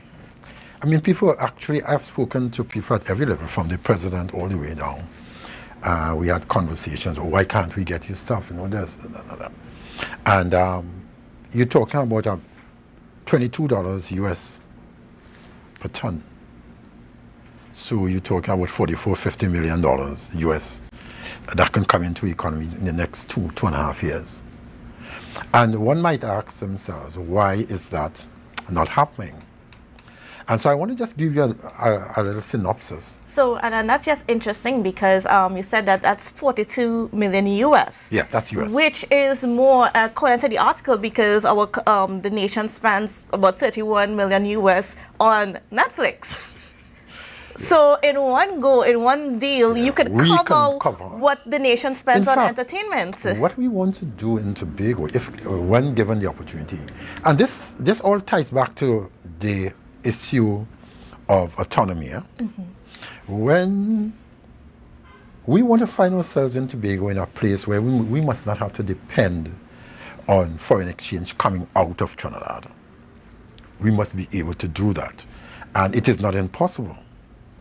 it is achievable, but it has to do with a loosening of government control over everything that happens in Tobago. And one might ask themselves, why isn't this happening? And so let me just quickly give a synopsis as to why it's not happening and what could be done very quickly to have it done.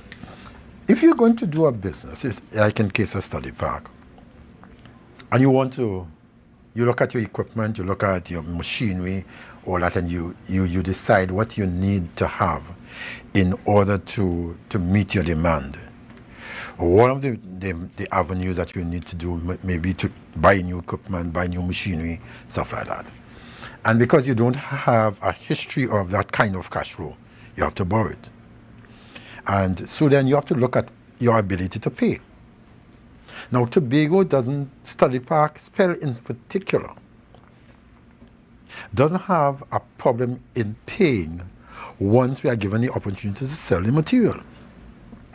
We can pay, because it might cost us about $60–70 million to replace a number of the pieces of equipment and machinery that we have.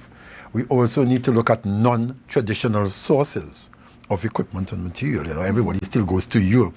When you look at Europe compared to even, let's say, use an example, if you go to China, you might have the machine at probably one third of the cost.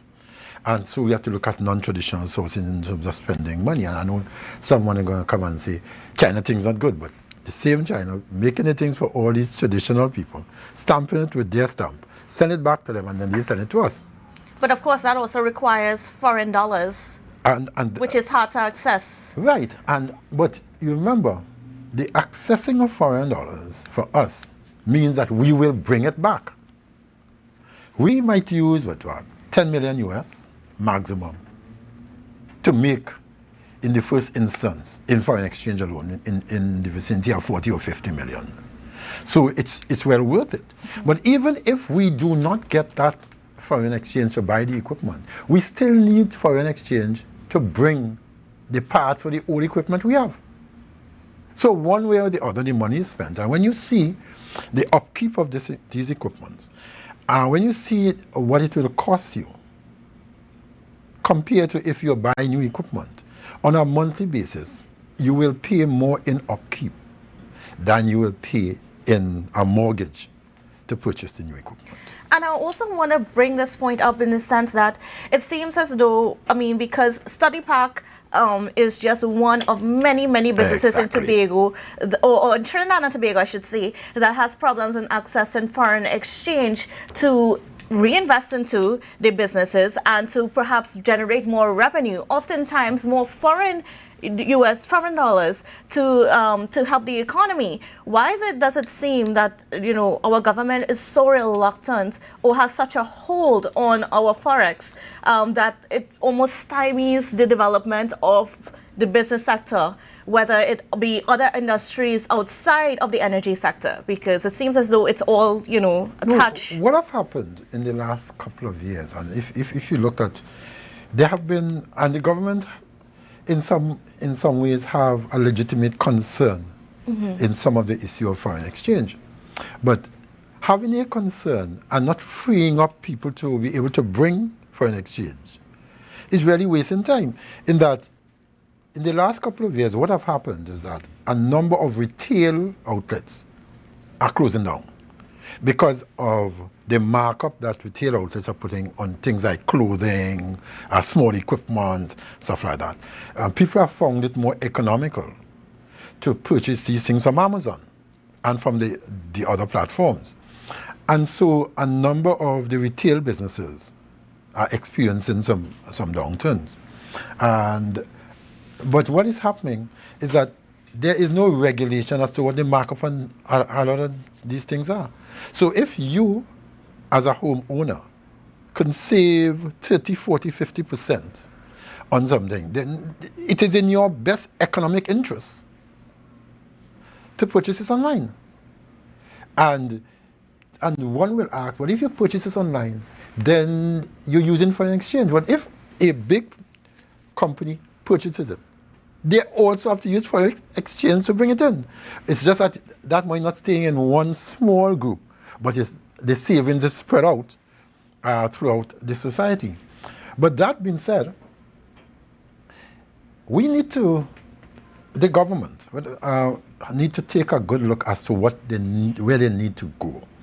And one of the things that I am looking at is the issue of how we finance some of these businesses in order to ensure that they can in turn bring foreign exchange.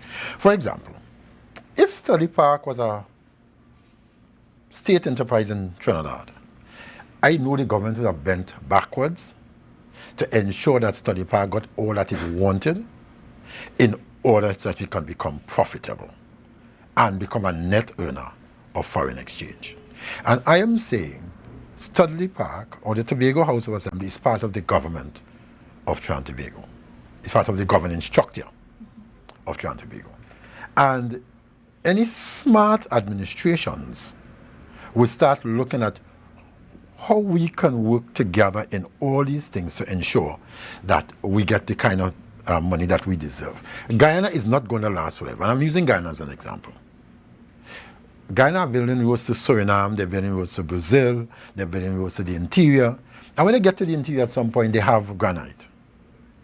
And then they're going to start to produce their own material. They don't need ours anymore.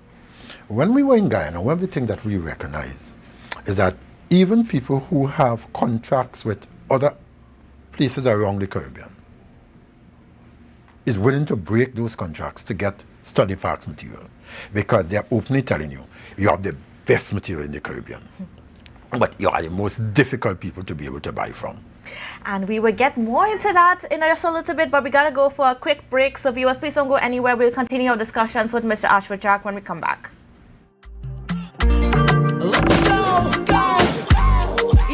Tipsy presents Sip and Paint, an expression of a mother's love. Join us at the Tropicist Beach Hotel, Sunday, May 12th from 6 p.m. to 10 p.m. Guests are entitled to finger foods and wine. Full package painter tickets only $600. And if you just want to hang out, we've got you. Limers pay $450. You'll be entertained by a special, sensational reggae artist, a live band, and come witness our bonfire. We've got loads of giveaways. We're catering to mom all evening. Sunday, May 12th, 6 p.m. to 10 p.m. Tropicus Beach Hotel. Come, sip and paint with Tipsy. Hello everyone, it's your boy Harry here from Authentic Car Clinic, located right here in Tobago at Storebay Local Road. You can WhatsApp us or call us at 366-4173.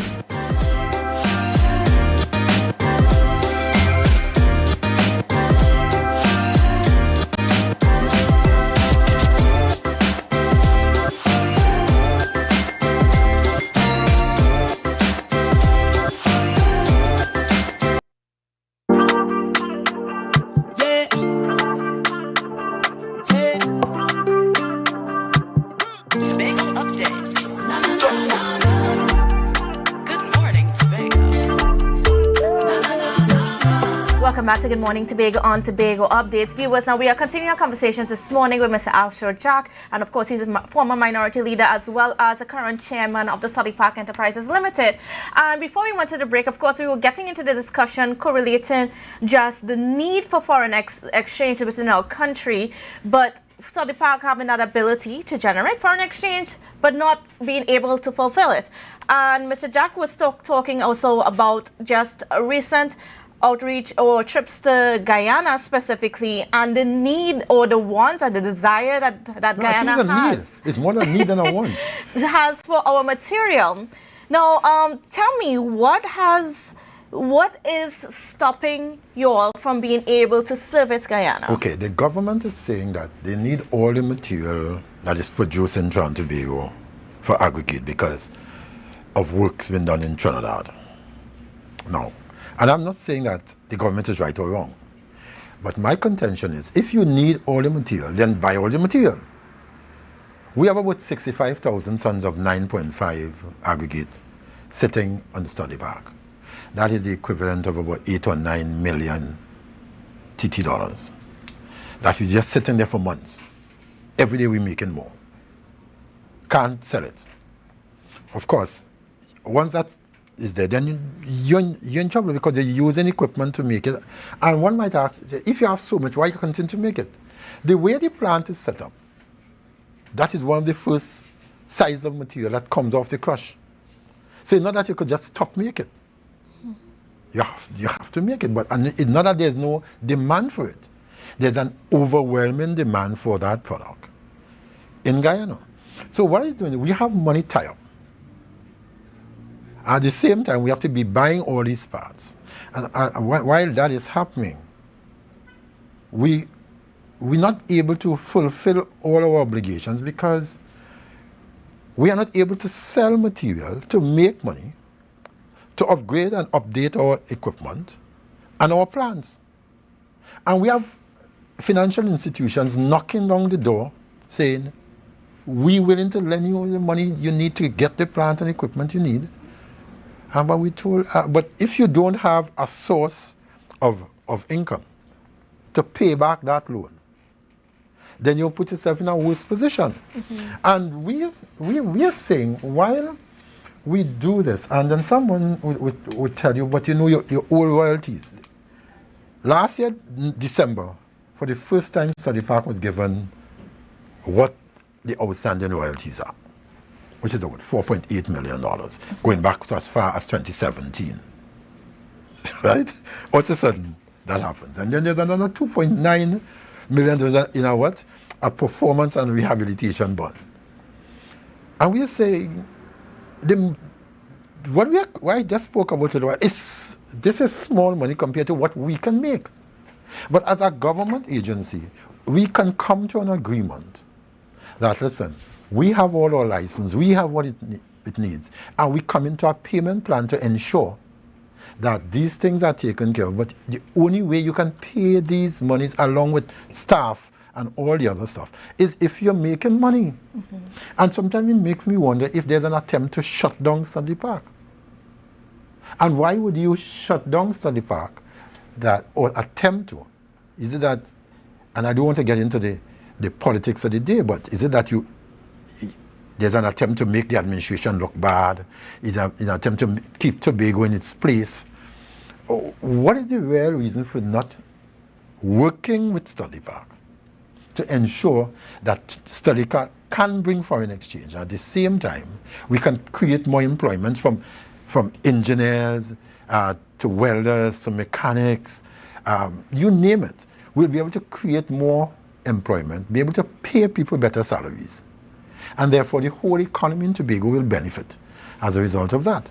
Now, recently, you would have been part of the team that went to Ghana on the invite of the Minister of Trade and Industries, Ms. Paula Gopi-Schoon.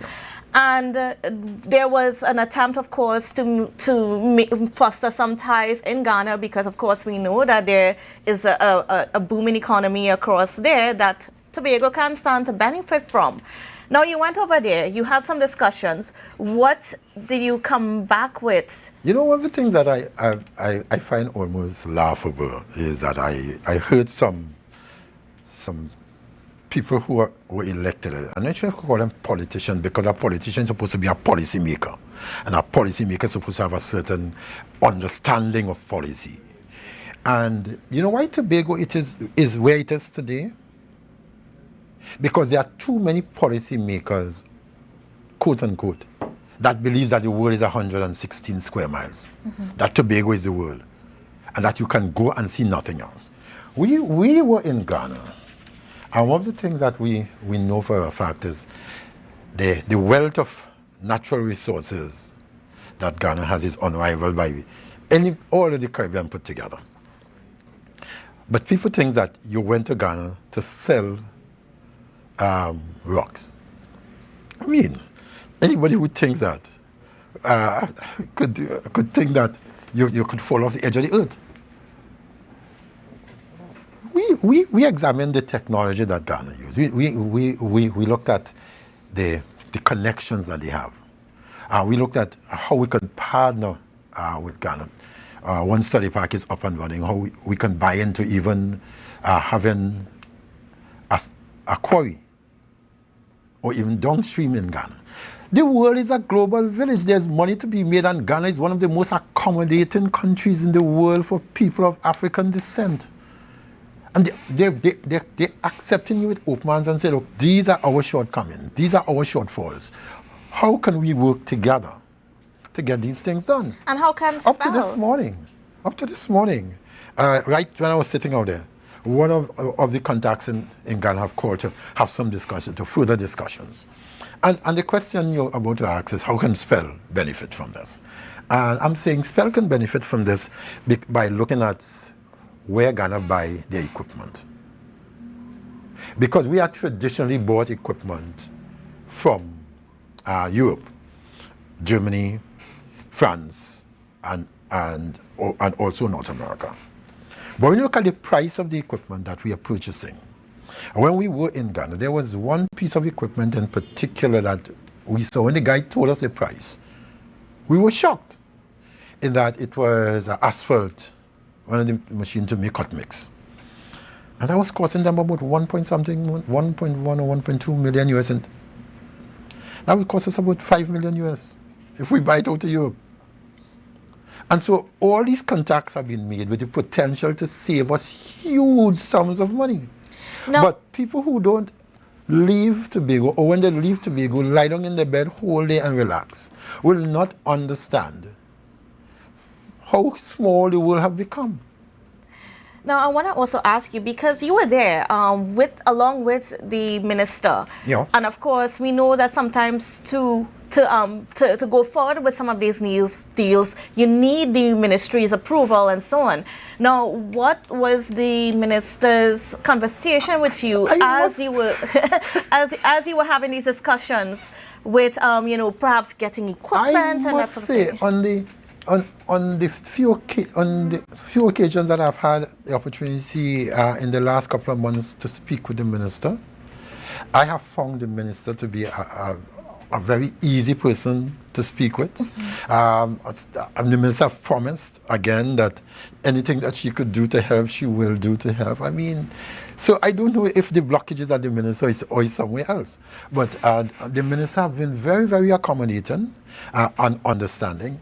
We went all the way up to Togo, looking at equipment, looking at what they do, the material, how they harvest the material. We're looking at the equipment, as I said, that they have.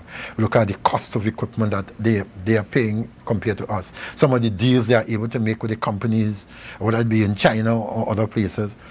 And we are learning from some of those. You see, I think that there's a misconception in this part of the world that Africa is a backward place. But Africa has some of the fastest growing economies in the world. Mm-hmm. Between Africa and Guyana, right in Guyana, I think Guyana is now considered the fastest growing in the economy. Western Hemisphere. And it's like, wow.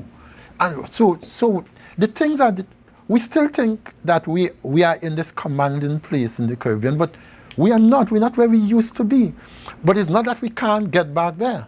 It means that governments have to sit down and realize that the politics, and I said it a while ago, and I heard one of the Tobago politicians made some comment about it. I try not to get involved in the day-to-day and the cut and thrust of politics, because I can be a really nice person, or I can be just the total opposite. I can finish my name. I don't want to be finishing my name. We believe in the politics of demonization too much. We think in order for you to get into office, you have to demonize the other person. And when that happens, and this cycle, this vicious cycle continues, Tobago remains where it is.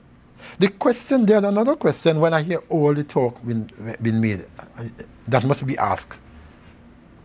We know that there's about 3.4 to 4 trillion cubic meters of gas outside the north coast of Tobago. We are told that pipelines have been laid to transfer the gas into Trinidad. What is the plans for Tobago? Or what are the plans for Tobago that Tobago could directly benefit in terms of employment? Is it that there will be a quota of welders, underwater welders in Tobago, so that you could start training them? Is it that there are going to be some place in Tobago where gas will come in? Or is it at all will go down to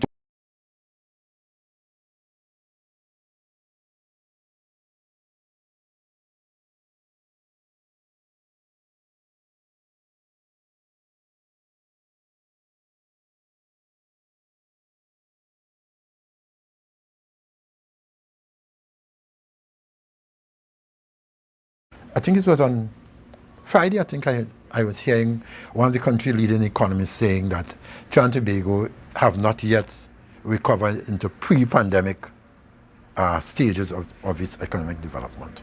But in the last, after the COVID, the amount of money that have been pumped into Trinidad, and if they're saying Trinidad will take another 2 to 3 years to recover, the question is how many years it will take Tobago to recover to pre-pandemic stages because of this small input of finances into Tobago. Tobago have a set amount of money that and then you could only borrow up to 300. All that have been borrowed already. So all that keeps Tobago in a place where our recovery from the pandemic will be a lot slower, and therefore underemployment is going to be a thing that we need to deal with. Unemployment, you know, in long before I was born, when there was the oil boom was starting to take up in Trinidad. If you go to some places in Trinidad, the south in particular, Point 14 and a couple of others, you will recognize the number of Tobagonians that migrated to Point 14 and the other places in order to find employment. 60, 70 years down the road, we're still having a brain drain situation where Tobagonians have to leave Tobago to go to find employment, when the situation in Tobago should be that we should be looking at every avenue to create employment, and Stubby Park Quarry is one of them. And now coming back to just to finish this, and it does not mean that we just have to produce rocks before. We have to start looking at getting away from selling raw material. The Caribbean and Africa and stuff have sold too much of this raw material for other people to make it into finished products. So we should be looking at going back to, and you know, we are people sometimes untimely ripped from our mother's womb. In 1999, we were talking about, and we made an arrangement to get the machinery to start to make emery boards and sandpaper. That machine stayed in Tobago and spoiled. It was landed in Tobago in 2000. It was stayed in Tobago from the same study park rock because of how hard the study park rock is. All the tests was done. The agreement was made that yes, we can do this. Also the breakthrough factory and all that. That stayed in a container, and the THG had to end up paying the owner of that. They went to court and won the THG for just leaving it there to rot. And I'm saying, listen, the politics of demonization need to stop. The politics of division. We can. It is okay in a democracy. It is okay to have differences of opinion. Other than that, what you want to do is to live in a situation where you control it. We're under communism, where we want to call it socialism, and socialism is not necessarily communism. But we are seeing too many opportunities. And when you look at the Tobago tourism offering, the Tobago tourism offering, based on its potential, there should be a much larger injection of capital into Tobago in terms of building up its tourism. Look where Barbados is compared to us, right there. We have waterfall and rivers and things that Barbados does have. We have the largest brain coral in the world. We have dolphins at certain times of the year. We have a number of things that can add as additional attraction. St. Vincent the Grenadines just here, they now start have a whole bunch of additional flights because of sandals. You know, there are so many things that Tobago has the potential to do. But because we still have to run to Trinidad to ask permission for everything, and herein lies the problem of autonomy for Tobago. No, and I want to come back on that same permission because we're just out of time, but I just want to get us in. Now, I know you mentioned the 4.8 in royalties that are owed, and I know the export license was sort of also hinged on that as well. There was an agreement made to pay, was it 1 point something? Yeah, a while back, and they never answered. So that question, the ministry never even responded to Study Park. So we are now going out again to have some discussions. And I think that this discussion have to go all the way up to the Prime Minister. Because we have to understand that we are stymieing Tobago's development. We are taking away the opportunity from a large number of Tobagonians to get well-paid jobs. We are stymieing a number of things that can happen. Listen, when we see the amount of new infrastructure stuff that need to be done, and everywhere you put in your infrastructure, building comes. A number of other things follow because naturally infrastructure opens up, and we need to stop. We need to stop playing games. But Tobago economy is hinged on Tobago's autonomy. All right, and that's where we're going to have to leave things this morning. I want to thank you so much, Mr. Jack, for being on with us and for sharing us your perspective on what's been going on in the economy and also at Study Park, which of course is so important to our economy as well. So again, thank you, and viewers, please thank you for viewing us this morning. I hope you have a safe and wonderful day, and we'll see you again tomorrow. So bye for now. It's a brand new morning, rise up to a brand new dawning as the passion start to rise. The energy fill the skies. I say thanks for favor to wake up and hear my neighbor. 60,000 people strong, and the vibes is never wrong.